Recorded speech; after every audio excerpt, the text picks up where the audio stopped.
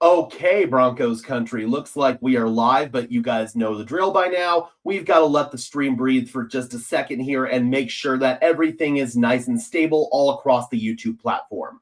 Welcome in, Broncos country, to this Denver Broncos Syndicate live stream. I'm your host, Gage Madrid. Let's go ahead and let a few people start streaming on in here. And while we do that, we'll take care of some housekeeping matters. Be sure to leave a like on the stream as well as subscribe to the channel. I would really appreciate it. Those are both free and easy ways to show your support. It helps tell YouTube's algorithm to push us out, and it helps us get seen by more and more members of Broncos country just like you and me. Additionally, if you want to go above and beyond in supporting the channel, please consider becoming a channel member today. The link is in the description below. It's not mandatory, but if you want some extra perks and incentives in exchange for helping me out, helping the channel grow, and helping improve the production quality of this content, I would really appreciate it. We've already got a few people in here. We've got Keanu, Rowan, we've got Yvonne all the way from New Jersey. We've got Coda. We've got the iTest channel.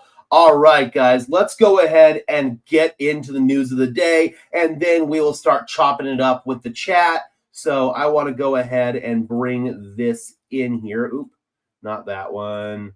That one. Boom shakalaka.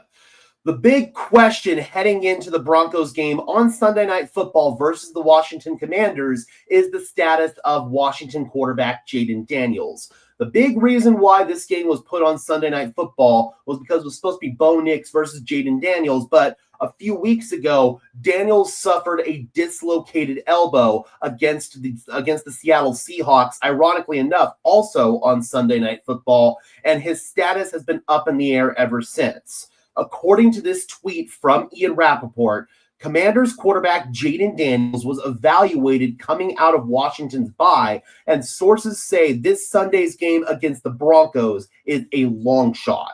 But Daniels will return to practice this week, so it is progress from his dislocated elbow. I would say things have been trending in this direction for some time now. Jayden Daniels, I don't know if he's going to return this season just because Washington's 3-8. It's probably a lost season for them, especially if they aren't able to win this game against the Broncos. So Washington's probably going to end up starting Marcus Mariota in this game. And Marcus Mariota, in terms of the offense and how they schematically run things, it's not going to be much of a change. Mariota's still a mobile quarterback. He's not as mobile as Jayden Daniels, of course, but he can do a lot of the same stuff schematically as Jayden Daniels. So it's not like Denver's going to have to make any radical changes in their preparation, preparing for Mariota as opposed to Daniels. And I would imagine the Broncos have been preparing for both of those players, so that way they wouldn't be surprised if Jayden were to end up starting this game. So the end of the day, it sucks for the Commanders, and it sucks for fans. We got BK saying, it's bad news. I wanted to see him play versus us. And I get it, man, because I love Jayden Daniels. He is one of my favorite quarterbacks, not named Bo Nix, of course, coming out of this draft class. And I feel like Jayden Daniels has got a really bright future ahead of him in the NFL. But this season, the injuries have just completely bit him in the ass, and he's probably not going to play in this game. Denver, like I said, I don't think the preparation is going to change a whole lot, but you can't sit here and fool yourself thinking that it's going to be an easier game with Marcus Mariota in there either. Marcus Mariota is still an NFL caliber starting quarterback, and he's played some really good football in spot starts with the Washington Commanders. So again, Denver is going to have a really hard day out there. So let's go ahead and start saying hi to some people in the chat here. We already said hi to a few people. We got Traco Porter in the house saying, I love my Broncos. We got Celestino in the house. What's good, Gage? Good to see you, my friend. We got Kenny Miller saying, let's go, Broncos, baby. I can't wait for this Sunday. Waiting all day for Sunday night. David in the house, one of our channel members. Bronco Maniacs, what's great?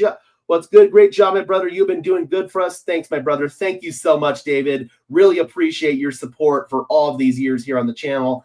iTest says Washington is known to end quarterback careers. Sit his ass down until next year. Ultimately, I think that's what's going to happen, and that's what should happen if the Commanders are smart. But the Commanders haven't exactly been a poster child for being a smart organization. Treco says, we are the true fourth quarter comeback kings. This would have been good for both. We faced Jayden Daniels. I mean, in terms of the national narrative, I guess, but quarterbacks don't play against each other. I hate that narrative. Oh, this quarterback can't beat this other quarterback, blah, blah, blah, blah, blah.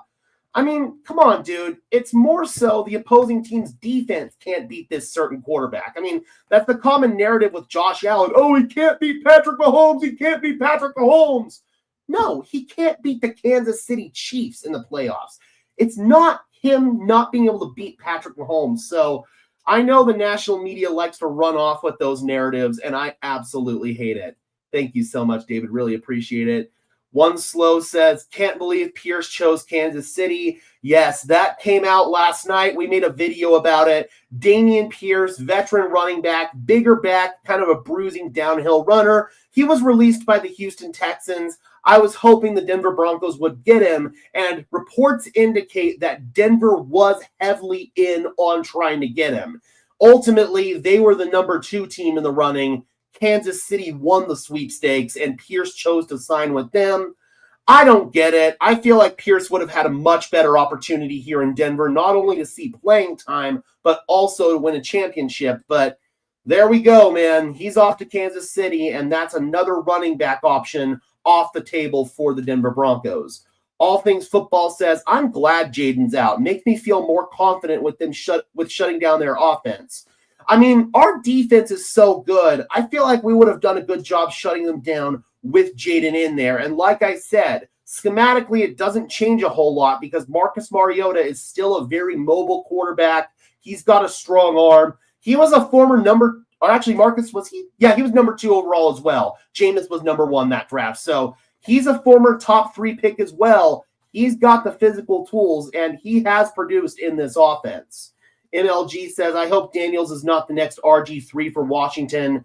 Obviously, we all hope that. Hopefully, they manage his injury a lot better than Washington managed RG3. And overall, I think Jayden, the development trajectory is a lot more positive for him than RG3, in my opinion.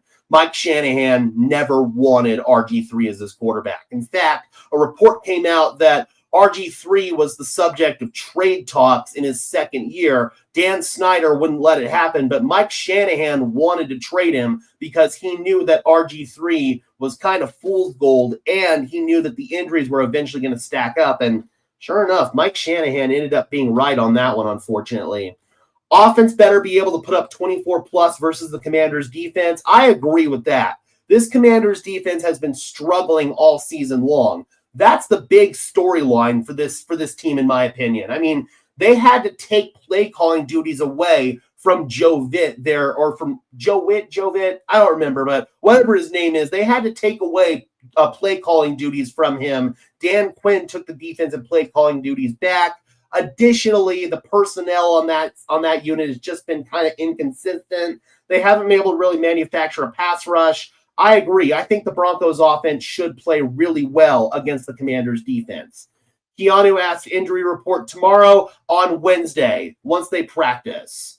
I doubt Jayden plays. It'd be stupid if he does. Based on this report, he's not going to play. BK says, we want to play teams at their best. I agree. I agree with that because you want to show that you can beat teams at full strength, but by that same token, I don't think Denver is going to complain about having an opportunity to face against a backup quarterback. They're still going to have to play their best football, though. We can't take this game lightly. Let's keep rolling out wins. Absolutely. If the Broncos win their next 4 games, they're probably going to get the number 1 seed. I know the team has that in mind, so they've got to stay the course, stay disciplined, and they've got to continue to play a winning brand of football. We got Lambo in the house saying hi from England. Good to see you. Thank you so much for joining from across the pond. Did Mahomes look scared in the pocket yesterday? Sure looked like he did at various points in that game, but obviously Kansas City really tightened things down there in the fourth quarter and in overtime, and they were able to overcome things, and they were able to come away with a win. KC and that new running back will be watching the playoffs from their homes. I sure hope so, man. I heard that Denver was only offering him to be on the practice squad, not a role on the 53-man roster. Well, Kansas City is signing him to the practice squad too, so it's not like there would have been much of a difference there. I feel like they would have elevated him from the practice squad relatively quickly. The only reason why they would have originally signed him to the practice squad is for roster manipulation purposes. What's the over-under Mariota attempts the hurdle against our defense? I think he'll probably attempt it at least once. Our game got flexed out of Sunday night. Did it? I mean, that would have already had to have happened last week, and they announced it on Sunday Night Football. Yeah, no, it hasn't been flexed. I'm seeing no reports of that. And again, on the Sunday Night Football broadcast, they announced that the game was going to be on Sunday Night Football. So, no, it has not been flexed. I want to also go ahead and bring in this little bit of news here. Jeremy Fowler reported this last week before the bye week, but it is worth talking about again. The Broncos are optimistic that both Alex Singleton and Pat Surtain can make it back into the lineup week 12, which is post-bye. Singleton, of course, underwent surgery for that health situation. I can't really say what it was because YouTube doesn't like that terminology. And then Pat Surtain, he's been out since the Cowboys game with a pec, but it is looking like both of these players are in line to return versus the Washington Commanders. So that's obviously very good news for the Denver Broncos. Exactly. BK points out too late to flex. It would have had to have happened last week. We got D-Rock in the house. Good to see you, D-Rock. Hope you are doing well. Kansas City really going to make me root for the Cowboys on Thursday night. Yuck. I get it, man. It sucks because the Dallas Cowboys, they are my least favorite team of all time. I grew up a Cowboys hater. I became a Broncos fan because I am such a Cowboys hater. So this one is definitely going to sting. I am going to have to root for a Cowboys win here because now that the Chiefs did us a favor by beating the Colts and putting us in a better position for the 1 seed, we need Kansas City to lose out the rest of the way. That way they aren't in a position to make the playoffs. All right, guys, we're going to go ahead and wind down this little short stream here. Thank you so much for tuning in. I really appreciate it. Be sure to leave a like as well as subscribe and ring the bell. Those are both free and easy ways to show your support. It tells the old algorithm to push us out, and it helps us push us out to other members of Broncos country just like you and me. Helps us get seen by more and more people. I need to get my morning caffeine in my system here, even though it's 1:12 in the afternoon. I woke up a little bit late today. If you want to go above and beyond in supporting the channel, please consider becoming a channel member today. It's not mandatory whatsoever, but if you want some extra perks and incentives in exchange for helping me out, helping the channel grow, and most importantly, helping improve the production quality of these videos, from the sound to the video quality itself, it really does help out. So link is in the description below if you want to consider it. All right, guys, and until next time, I'm your host, Gage Madrid, saying peace out.